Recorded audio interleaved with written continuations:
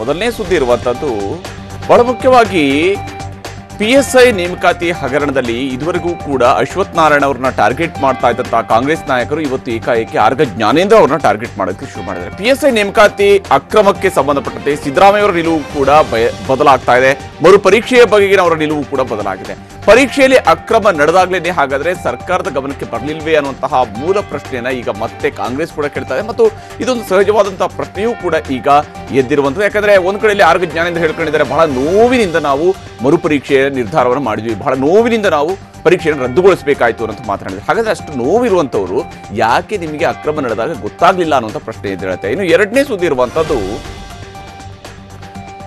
ಪ್ರಿಯಾಂಕ್ ಖರ್ಗೆ ಅವರಿಗೆ ನೀಡಿರುವಂತಹ ನೋಟಿಸ್ನ ವಿಚಾರ. ಈ ನೋಟಿಸ್ಗೆ ಸಂಬಂಧಪಟ್ಟಂತೆ ಕಾನೂನಿನ ಒಂದಿಷ್ಟು ಅಂಶಗಳನ್ನು ಮುಂದಿಟ್ಟುಕೊಂಡು ಈಗ ಕಾಂಗ್ರೆಸ್ ನಾಯಕರು ತಿರುಗಿ ಬಿದ್ದಿದ್ದಾರೆ ಸರ್ಕಾರದ ವಿರುದ್ಧ.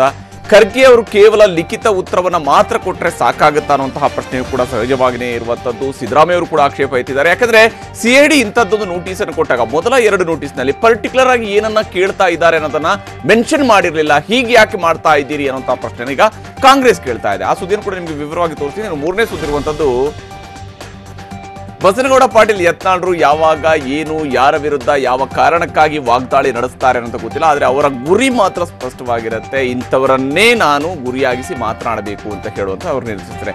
ಬಿಜೆಪಿಯಲ್ಲೂ ಕೂಡ ದುಡ್ಡು ತಗೊಂಡು ಸಚಿವ ಸ್ಥಾನವನ್ನ ಕೊಡ್ತಾರಾ ಅನ್ನುವಂತಹ ಒಂದು ಅನುಮಾನ ಶಾಸಕ ಯತ್ನಾಳರ ಮಾತಿನಿಂದ ಹುಟ್ಟುಕೊಂಡಿದೆ. ಯಾಕಂದ್ರೆ ಒಬ್ಬರು ಕಾಸ್ ಕ್ಯಾಂಡಿಡೇಟ್ ಇದ್ದಾರಂತೆ ಸಂಪುಟದಲ್ಲಿ 50-100 ಕೋಟಿ ರೂಪಾಯಿ ಕೊಟ್ಟು ಅವರು ಸಚಿವ ಸ್ಥಾನವನ್ನು ಪಡ್ಕೊಳ್ತಾರಂತೆ. ಇಂಥದ್ದೊಂದು ವ್ಯವಸ್ಥೆ ಹಾಗಾದ್ರೆ ಬಿಜೆಪಿಯಲ್ಲಿ ಇದೆಯಾ ಅನ್ನುವಂತಹ ಪ್ರಶ್ನೆಯೂ ಕೂಡ ಯತ್ನಾಳರ ಮಾತಿನಿಂದ ಎದ್ದೇಳುತ್ತೆ. ಎಲ್ಲ ಸುದ್ದಿಯನ್ನು ಈಗ ವಿವರವಾಗಿ ನೋಡ್ತಾ ಹೋಗೋಣ. ಈಗ ಮೊದಲ ಸುದ್ದಿಯ ಕಡೆ ಗಮನಿಸೋಣ. ಬಹಳ ಮುಖ್ಯವಾಗಿ ಕಾಂಗ್ರೆಸ್ ನಾಯಕರು ಇದುವರೆಗೆ ಟಾರ್ಗೆಟ್ ಮಾಡ್ತಾ ಇದ್ದಂಥದ್ದು ಅಶ್ವಥ್ ನಾರಾಯಣ ಅವ್ರನ್ನ. ಕಳೆದ 3-4 ದಿವಸಗಳಿಂದ ಅಶ್ವಥ್ ನಾರಾಯಣ ಅವರೇ ಟಾರ್ಗೆಟ್ ಆಗ್ತಾ ಇದ್ರು. ಆದರೆ ಇವತ್ತು ಏಕಾಏಕಿಯಾಗಿ ಕಾಂಗ್ರೆಸ್ ತನ್ನ ಟಾರ್ಗೆಟ್ ಅನ್ನ ಬದಲಿಸಿಕೊಂಡಿದೆ. ಗೃಹ ಸಚಿವ ಆರ್ಗ ಜ್ಞಾನೇಂದ್ರ ಅವರು ರಾಜೀನಾಮೆನ ಕೊಡಬೇಕು, ಅವರನ್ನ ಸಂಪುಟದಿಂದ ಕಿತ್ತೊಗೆಯಬೇಕು ಅನ್ನುವಂಥ ಆಗ್ರಹವನ್ನ ಪ್ರತಿಪಕ್ಷ ನಾಯಕ ಸಿದ್ದರಾಮಯ್ಯ ಅವರು ಮಾಡ್ತಾ ಇದ್ದಾರೆ. ಮೊನ್ನೆವರೆಗೂ ಕೂಡ ಮರುಪರೀಕ್ಷೆ ನಡೆಸಿರೋದು ಒಳ್ಳೆಯದು ಅಂತ ಹೇಳ್ತಾ ಇದ್ದಂಥ ಸಿದ್ದರಾಮಯ್ಯವರು ಇವತ್ತು ಮರುಪರೀಕ್ಷೆಗೆ ಇವರು ನಿರ್ಧಾರ ಮಾಡಿದ್ದಾರೆ ಅಂತ ಹೇಳಿದ್ರೆ ಅಕ್ರಮವನ್ನು ಒಪ್ಪಿಕೊಂಡಿದ್ದಾರೆ ಅನ್ನುವಂತಹ ತೀರ್ಮಾನಕ್ಕೆ ಬಂದಿದ್ದಾರೆ ಮತ್ತು ಇದೇ ಕಾರಣಕ್ಕಾಗಿ ಗೃಹ ಸಚಿವ ರಾಜೀನಾಮೆ ಒತ್ತಾಯಿಸಿದ್ದಾರೆ. ಇದರ ನಡುವೆ ಆರ್ಗ ಜ್ಞಾನೇಂದ್ರ ಮಾತ್ರ ಬಹಳ ನೋವಿನಿಂದ ನಾವು ಮರುಪರೀಕ್ಷೆ ನಿರ್ಧರಿಸಿದ್ದೀವಿ ಅಂತ ಹೇಳಿದ್ದಾರೆ. ಇಲ್ಲಿ ಆಶ್ಚರ್ಯ ಆಗುವಂಥದ್ದು, ಈಗ ನೋವು ಪಡ್ತೀರಿ ನಿಜ, ಆದರೆ ಅಕ್ರಮ ನಡೆದಾಗ ಯಾಕೆ ತಡಿಲಿಲ್ಲ ಅಥವಾ ಅಕ್ರಮ ನಡೆಯದಂತೆ ಯಾಕೆ ನೋಡ್ಕೊಳ್ಳೋದಕ್ಕೆ ಸಾಧ್ಯ ಆಗಲಿಲ್ಲ ಅನ್ನುವಂಥದ್ದು ಆ ವರದಿ ತೋರಿಸ್ತೀನಿ ನೋಡಿ.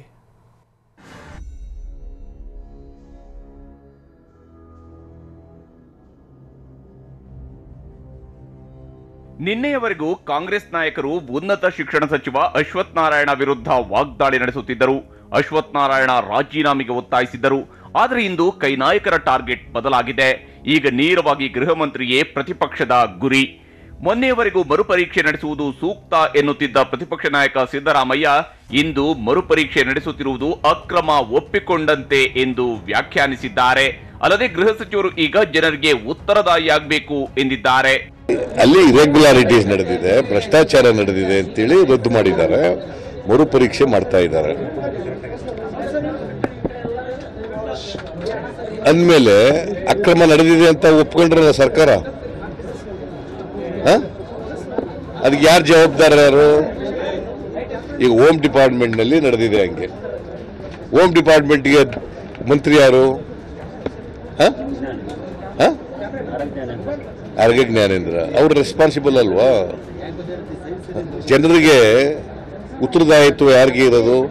ಇಷ್ಟಕ್ಕೆ ಸುಮ್ಮನಾಗದ ಸಿದ್ದರಾಮಯ್ಯ ಇಷ್ಟೆಲ್ಲ ಅಕ್ರಮ ಅವರ ಇಲಾಖೆಯಲ್ಲಿ ನಡೆದಿರುವಾಗ ಗೃಹ ಸಚಿವರಾಗಿ ಆರ್ಗ ಜ್ಞಾನೇಂದ್ರ ಮುಂದುವರಿಯುವುದು ಸೂಕ್ತವಲ್ಲ ಎಂದಿದ್ದಾರೆ. ಸಿಎಂಗೆ ಮಾನ ಮರ್ಯಾದೆ ಇದ್ದರೆ ಮೊದಲು ಆರ್ಗ ಜ್ಞಾನೇಂದ್ರ ಅವರನ್ನ ಸಂಪುಟದಿಂದ ಕಿತ್ತು ಹಾಕಬೇಕೆಂದು ಸಿದ್ದರಾಮಯ್ಯ ಆಗ್ರಹಿಸಿದರು. Yes, no business to continue as a minister. You should resign immediately. ಮುಖ್ಯಮಂತ್ರಿಗಳಿಗೆ ಮಾನ ಮರ್ಯಾದೆ ಇದ್ರೆ ಅವ್ರನ್ನ ಸ್ಟಾಕ್ ಮಾಡಬೇಕು. ಇಷ್ಟೊಂದು ವ್ಯಾಪಕವಾಗಿ ಭ್ರಷ್ಟಾಚಾರ ನಡೆದಿದೆ. ಒಬ್ಬೊಬ್ಬ ಅಭ್ಯರ್ಥಿಯಿಂದ 50 ಲಕ್ಷದಿಂದ 80 ಲಕ್ಷದವರೆಗೆ ವಸೂಲು ಮಾಡಿದ್ದಾರೆ. 50 ಲಕ್ಷದಿಂದ 80 ಲಕ್ಷದವರೆಗೆ ವಸೂಲು ಮಾಡಿದ್ದಾರೆ. ಅವ್ರು ಹೆಂಗೆ ಮಾನ ಮರ್ಯಾದೆ ಇರೋರು ಯಾರು ಇರಕ್ಕಾಗ್ತದೆ ಮಂತ್ರಿಯಾಗಿ? ಹೀಗೆ ಕೈ ನಾಯಕರು ಈಗ ಹಗರಣ ನಡೆದಿರುವ ಇಲಾಖೆಯ ಮೂಲಕ್ಕೆ ಕೈ ಹಾಕಿದ್ದಾರೆ. ಇಷ್ಟು ದಿನ ಗೃಹ ಸಚಿವರ ಬದಲು ಅಶ್ವಥ್ ನಾರಾಯಣ ಸೇರಿದಂತೆ ಬಿಜೆಪಿ ಸರ್ಕಾರದ ವಿರುದ್ಧ ಆರೋಪ ಮಾಡ್ತಿದ್ದರು.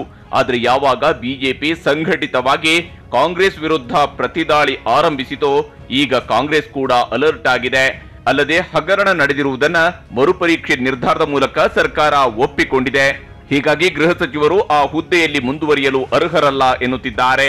ಇದರ ನಡುವೆ ಗೃಹ ಸಚಿವ ಆರಗ ಜ್ಞಾನೇಂದ್ರ ಇಂದು ಕಲಬುರಗಿಗೆ ಭೇಟಿ ನೀಡಿದ್ದರು. ಅಲ್ಲಿ ಮಾತಾಡಿರುವ ಆರಗ ಜ್ಞಾನೇಂದ್ರ ಪರೀಕ್ಷೆ ಅಕ್ರಮ ನಡೆದಿದ್ದು ಗಮನಕ್ಕೆ ಬಂದಾಗ ಬಹಳ ನೋವಿನಿಂದ ಪರೀಕ್ಷೆ ರದ್ದುಗೊಳಿಸಿದ್ದೇವೆ ಎಂದಿದ್ದಾರೆ. ಒಂದೇ ರೀತಿಯ ಅಪರಾಧ ಆಗಲಿಲ್ಲ. ಇಲ್ಲಿ ಒಂದು OMR ಶೀಟ್ ತಿದ್ದಿದ್ದು, ಇನ್ನೊಂದು ಇದು ಬ್ಲೂಟೂತನ್ನು ಉಪಯೋಗಿಸಿದ್ದು, ಇನ್ನೂ ಅನೇಕ ರೀತಿಯ ಈ ಹೊಸ ಹೊಸ ಟೆಕ್ನಾಲಜಿಯನ್ನು ಉಪಯೋಗಿಸಿ ಇದರಲ್ಲಿ ಕೈವಾಡ ನಡೆಸಿರ್ತಕ್ಕಂಥದ್ದು ನಮ್ಮ ಗಮನಕ್ಕೆ ಬಂತು. ಹಾಗಾಗಿ ನನಗೆ ಅತ್ಯಂತ ನೋವಾಯಿತು ಆ ಆದೇಶ ಕೊಡುವಾಗ. ನಾನು ಮಾನ್ಯ ಮುಖ್ಯಮಂತ್ರಿಗಳು ಕೂತು ಒಟ್ಟಿಗೆ ಒಂದು ಮೀಟಿಂಗನ್ನು ಕೂಡ ಮಾಡಿದ್ವಿ ಅಧಿಕಾರಿಗಳ ಜೊತೆ. ಎಲ್ಲ ಒಟ್ಟಾರೆ ಚರ್ಚೆ ನಡೆದ ನಂತರ ಅನಿವಾರ್ಯವಾಗಿ ನಾವು ಪರೀಕ್ಷೆಯನ್ನು ರದ್ದು ಮಾಡಿದ್ವಿ. ಇಡೀ ನೋಟಿಫಿಕೇಶನ್ ರದ್ದು ಮಾಡಲಿಲ್ಲ, ತಮ್ಮ ಗಮನದಲ್ಲಿರಲಿ, ಪರೀಕ್ಷೆಯನ್ನು ಮಾತ್ರ ರದ್ದು ಮಾಡಿದ್ವಿ. ಇಲ್ಲಿ ನೋವಿನಿಂದ ರದ್ದುಗೊಳಿಸಿದ್ರು, ಖುಷಿಯಿಂದ ಪರೀಕ್ಷೆ ರದ್ದುಗೊಳಿಸಿದ್ರು, ಅಕ್ರಮ ನಡೆದಿರುವುದಂತೂ ಸ್ಪಷ್ಟ. ಪರೀಕ್ಷೆ ರದ್ದುಗೊಳಿಸುವುದಕ್ಕೂ ಮೊದಲು ಪರೀಕ್ಷೆಯಲ್ಲಿ ಅಕ್ರಮ ನಡೆಯದಂತೆ ಎಚ್ಚರಿಕೆ ವಹಿಸಬೇಕಾದ ಜವಾಬ್ದಾರಿ ಸರ್ಕಾರದ ಮೇಲಿತ್ತು. ಪರೀಕ್ಷೆಯಲ್ಲಿ ಅಕ್ರಮ ನಡೆದು ಫಲಿತಾಂಶ ಹೊರಬಿದ್ದು 3 ತಿಂಗಳಾದ ಮೇಲೆ ಸರ್ಕಾರ ಹಗರಣವನ್ನ ಒಪ್ಪಿಕೊಂಡಿದೆ. ಹಾಗಿದ್ದರೆ ಮೊದಲೇ ಸರ್ಕಾರಕ್ಕೆ ಈ ಅಕ್ರಮ ಯಾಕೆ ಗಮನಕ್ಕೆ ಬರಲಿಲ್ಲ ಎನ್ನುವುದೇ ಉತ್ತರವಿಲ್ಲದ ಪ್ರಶ್ನೆ. ಕಲಬುರಗಿಯಿಂದ ಸಂಜಯ್ ಜೊತೆ ಸಂಜೀವ್, TV9 ಗದಗ.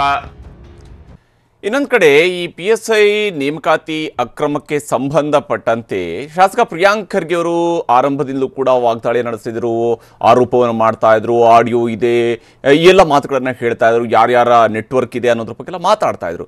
ಆದರೆ ಯಾವಾಗ ಅವ್ರಿಗೆ ನೋಟಿಸ್ ಕೊಟ್ಟರು ಅಲ್ಲಿಂದ ನಂತರ ನಾನು ಹೇಳಿದಿರುವಂಥ ಎಲ್ಲ ಮಾಹಿತಿ ಕೂಡ ಪಬ್ಲಿಕ್ ಡೊಮೈನ್ನಲ್ಲಿ ಇರುವಂಥದ್ದು, ಸಾರ್ವಜನಿಕರ ಮುಂದಿರುವಂತಹ ಮಾಹಿತಿಯನ್ನಷ್ಟೇ ನಾನು ಕೊಡ್ತಾ ಇದ್ದೀನಿ ಅನ್ನೋಂಥ ಮಾತುಗಳನ್ನೆಲ್ಲ ಅವ್ರು ಹೇಳ್ತಾ ಬಂದರು.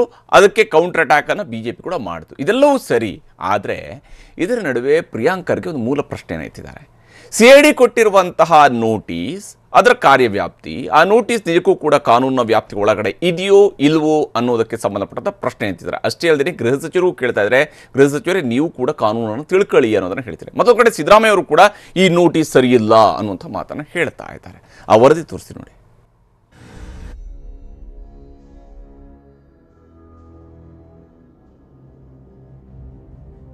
PSI ನೇಮಕಾತಿ ಹಗರಣದ ಬಗ್ಗೆ ಆರಂಭದಿಂದಲೂ ಶಾಸಕ ಪ್ರಿಯಾಂಕ್ ಖರ್ಗೆ ಆರೋಪ ಮಾಡುತ್ತಲೇ ಬಂದಿದ್ದರು. ಆದರೆ ಯಾವಾಗ ಕಲಬುರಗಿಯಲ್ಲಿ ಕಾಂಗ್ರೆಸ್ ಮುಖಂಡರ ಕೊರಳ ಪಟ್ಟಿಗೆ ಪೊಲೀಸರು ಕೈ ಹಾಕಿದ್ರು ಅಲ್ಲಿಂದ ನಂತರ ಸೀನ್ ಬದಲಾಗಿತ್ತು.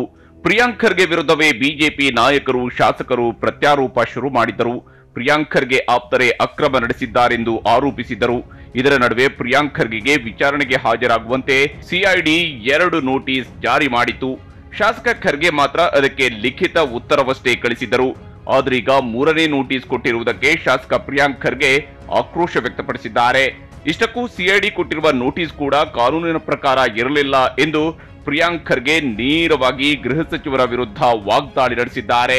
ಏನ್ರಿ ಹೋಮ್ ಮಿನಿಸ್ಟರ್ ಅವರೇ, ಕಾನೂನನ್ನ ಓದ್ಕೊಳೇ ಏನಂತ ಇದೆ ಇದರಲ್ಲಿ?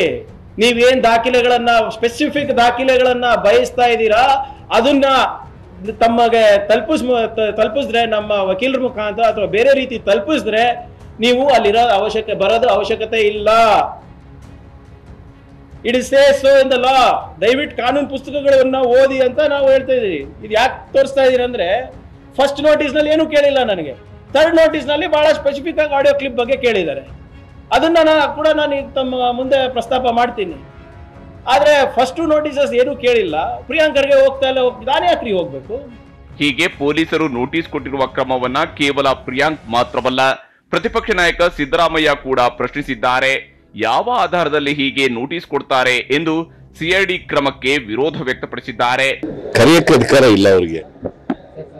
ಅವ್ರ ಹತ್ರ ಬಂದು ಏನಾದ್ರು ಇದ್ರೆ ಕೊಡ್ರಿ, ದಾಖಲಾತಿಗಳಿದ್ರೆ ಕೊಡ್ರಿ ಅಂತ ತಕ್ಕಬೇಕು ಅಷ್ಟೇ ಹೊರತು ನೀವು ಇಲ್ಲ ಅಯ್ಯೋ ಮುಂದೆ ಅಪಿಯರ್ ಆಗಿ ಅಂತ ಹೇಳಕ್ಕೆ ಬರಲ್ಲ.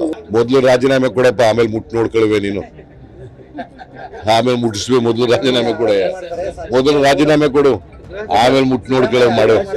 ಹೀಗೆ ಶಾಸಕ ಖರ್ಗೆಗೆ ನೀಡಿರುವ 3ನೇ ನೋಟಿಸ್ನ ನಂತರ ಸರ್ಕಾರದ ವಿರುದ್ಧ ಕಾಂಗ್ರೆಸ್ ನಾಯಕರು ವಾಗ್ದಾಳಿಯನ್ನ ತೀವ್ರಗೊಳಿಸಿದ್ದಾರೆ. ಗೃಹ ಸಚಿವರ ರಾಜೀನಾಮೆಗೂ ಆಗ್ರಹಿಸುತ್ತಿದ್ದಾರೆ. ಇದರ ಮೂಲಕ ಸಿಐಡಿ ಕೊಡುತ್ತಿರುವ ನೋಟಿಸ್ಗೆ ರಾಜಕೀಯ ಉತ್ತರ ಕೊಡುವ ಮೂಲಕ ಸರ್ಕಾರವನ್ನ ಕಟ್ಟಿಹಾಕುವ ಪ್ರಯತ್ನ ಮಾಡ್ತಿದೆ. ಆದರೆ ಸರ್ಕಾರ ಮಾತ್ರ ಆರೋಪ ಮಾಡುವವರು ಮೊದಲು ದಾಖಲೆ ಕೊಡಲಿ ಎಂಬ ಸಮರ್ಥನೆ ಮುಂದಿಡುತ್ತಿದ್ದು, ಸಿಐಡಿ ಮತ್ತು ಖರ್ಗೆ ನಡುವಿನ ನೋಟಿಸ್ ಸಮರ ಎಲ್ಲಿಗೆ ಹೋಗಿ ಮುಟ್ಟುತ್ತೆ ಎಂದು ನೋಡಬೇಕಿದೆ. ಪ್ರಮೋದ್, TV9 ಬೆಂಗಳೂರು. ಶಾಸಕ ಯತ್ನಾಳ್ರು ಆಗಾಗ್ಗೆ ಮಾತಿನ ಬಾಂಬ್ ಸಿಡಿಸುವುದರಲ್ಲಿ ಎಕ್ಸ್ಪರ್ಟ್. ಇವತ್ತು ಕೂಡ ಬಿಜೆಪಿಯ ನಾಯಕರ ವಿರುದ್ಧ, ಅದರಲ್ಲೂ ಕೂಡ ಒಬ್ಬ ಮಂತ್ರಿಯ ವಿರುದ್ಧ ತೀವ್ರ ವಾಗ್ದಾಳಿಯನ್ನು ನಡೆಸಿದ್ದಾರೆ. ಮತ್ತು ಮುಖ್ಯಮಂತ್ರಿ ಹುದ್ದೆಯೂ ಕೂಡ ಹೇಗೆ ಆಫರ್ಗಳಿರ್ತವೆ ಅನ್ನೋಂಥರ ಬಗ್ಗೆ, ಮೋಸದ ಬಗ್ಗೆಯೂ ಕೂಡ ಅವರು ವಿವರಿಸಿದ್ದಾರೆ. ಆ ವರದಿ ತೋರಿಸಿ ನೋಡಿ.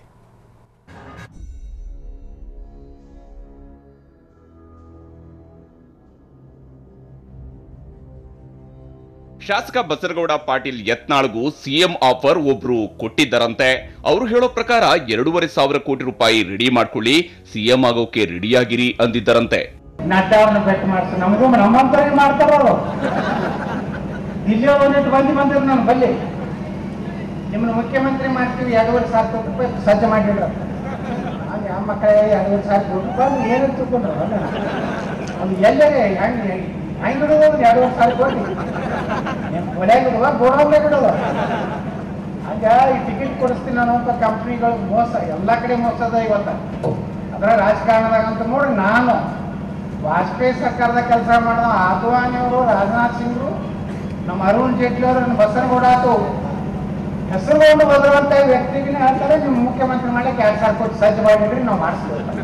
ಬೆಳಗಾವಿಯಲ್ಲಿ ಪಂಚಮಸಾಲಿ ಸಮುದಾಯದ ಕಾರ್ಯಕ್ರಮದಲ್ಲಿ ಮಾತನಾಡಿದ ಯತ್ನಾಳ್, ರಾಜಕೀಯದಲ್ಲಿ ಹೇಗೆಲ್ಲ ಮೋಸ ಮಾಡ್ತಾರೆ ಅನ್ನೋದಕ್ಕೆ ಈ 2,500 ಕೋಟಿ ರೂಪಾಯಿಯ ಘಟನೆ ಹೇಳಿದ್ರು.